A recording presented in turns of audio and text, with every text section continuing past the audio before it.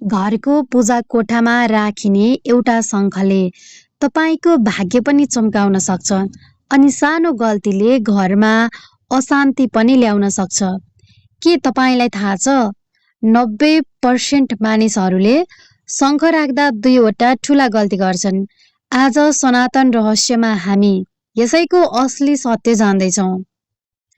सनातन धर्ममा शङ्खलाई लक्ष्मीजीको प्रतीक मानिन्छ।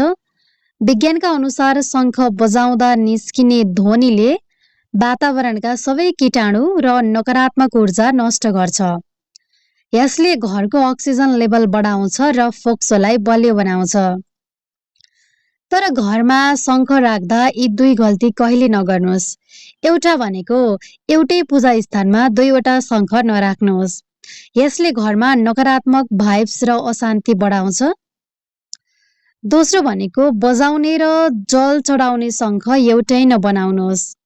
जुन शङ्खबाट भगवानलाई जल चढाइन्छ त्यो फुक्नु वा बजाउनु हुँदैन। बजाउने र जल चढाउने शङ्ख सधैँ अलग्गै राख्नुपर्छ।